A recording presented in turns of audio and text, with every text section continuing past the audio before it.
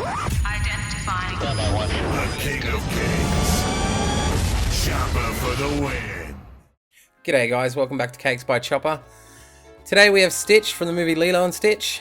Now I've made this cake because I wasn't sure if it was going to turn out properly. This one's definitely a learning curve for me, and I want you to come on that journey with me. I've printed off the Stitch picture that I drew at work. If you follow me on Instagram, you would have seen me draw this and then watercolor it. Just duck over to the Facebook page, Cakes by Chopper, and check out the template album, and you can print off your very own. You're going to go around and cut out the cake using a sharp serrated knife. Try and follow as much detail as you can, and then put the slices in and then remove it slowly from the sides, just so you don't tear the cake and get a misshapen edge or corner. Then you're going to take that same serrated knife and round off the edges. Here I just cut his ear back half because it's behind his head, and I do want to create a 3D effect with this cake.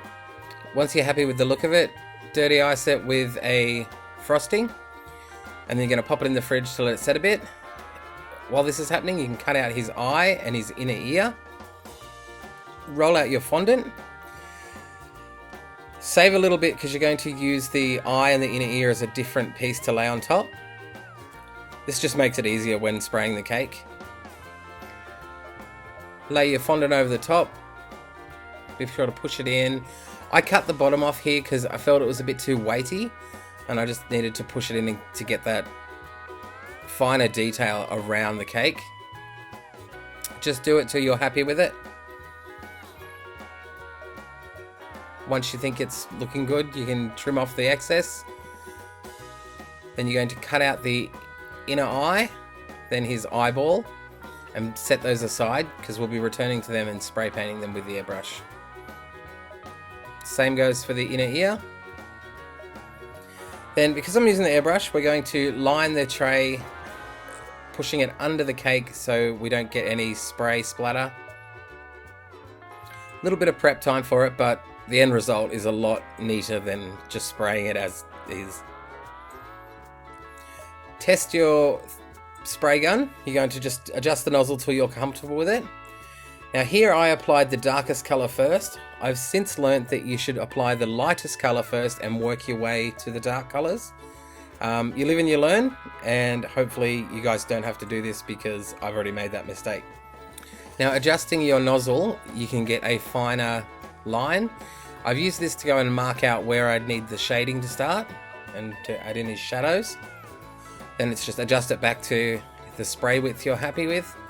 That's the good thing about the airbrush. It does change with the little twister dial on the back. You can make it as wide or as thin as you need it, and you can control how much actually comes out. I had a picture next to the cake where I could just follow where I thought this shadow needed to be. It does help if you've got some level of drawing skill here, and then just paint around where it needs shadow, and you can see the white helps provide the highlight. It's very easy, just a little bit tricky.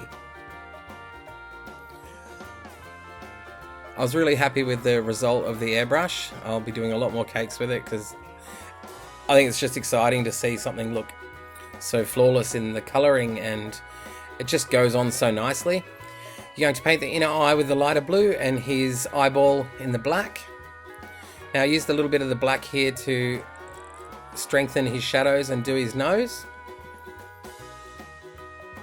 Just take your time with it and don't rush it, because you can see it happening as you do it, and you'll get it to a level where you're happy. Using some orange, yellow and brown, I've done the inner ear and made it a little bit darker in the center. You can see it looks really effective when you're a bit away from it. Making sure the cake's dry enough, place the template on top to get the right positioning of your eye, then just layer those in. Now use some black Wilton food gel, and then watered it down just a tad so I can paint on some cartoony lines. Because like I said, it's a 3D looking flat cake, if that makes any sense whatsoever. Adding in the little highlight of his eye with the leftover frosting, and then pipe on a trim just to finish off the bottom and make it look a bit neater. And there you have your Stitch cake. I think he's just adorable. I know my mum's going to love this. She's a big fan of Stitch, mainly because he likes Elvis. Yeah, he's incredibly cute, and I'm sure anyone who would get this for their birthday would be thrilled. Thanks for watching, guys. Subscribe if you're not already, and we'll be back next week with new cakes. In the meantime, check out Dora, Gizmo, and Raphael. See you next Friday.